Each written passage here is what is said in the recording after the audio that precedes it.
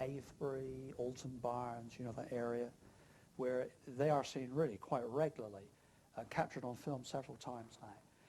Particularly, I mean, those taken by Steve Alexander, for example, in 1990. Yeah, we walked from that brow right across. And we were just about to leave, you see. I was leaving. We saw it, yeah.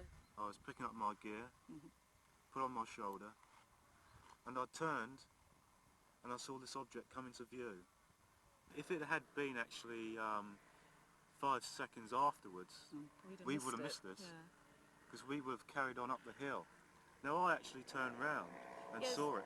I mean, it came into view, it turned, then it went down into the corn, and it moved through the corn, scampering through that corn. Moving between two formations, crop formations that are in the field, moving from this one to this one.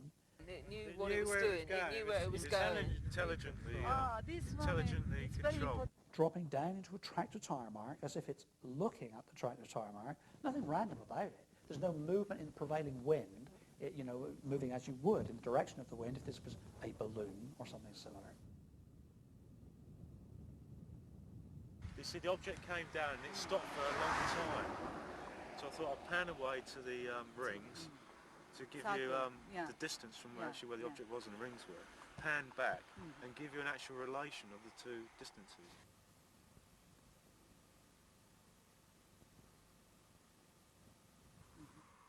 Through all this time it was glinting, flashing all the time. Then it took off. And then of course it just carried on over the hill, moved up and away, over the actual tractor which the farmer was in at the time. How is that piece of paper? It's a bird. What, a shiny bird?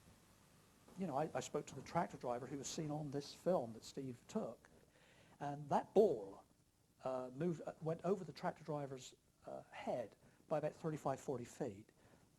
And what the tractor driver sees himself, as you can see on the film, he stops his tractor as he sees this go over the top. And so we have on film this ball of light. There's no question in my mind that whatever those balls of light are, they move in a purposeful manner. If it's a random natural thing that's happening, then I think one in a 30, 50, 100 will be filmed. Somebody has a camera and has the copper on to film it. But that's not the case. It's half, even more than half of the sightings are filmed. Like Donald Fletcher, he walks at Barbie Castle, he does not even have his camera on the tripod. There the balls are right already.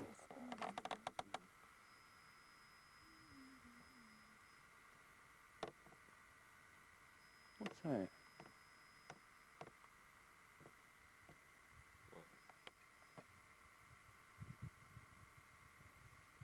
I can't think what that is.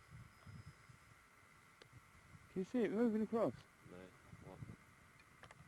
Where the camera's pointing? That's a bit of dust in it.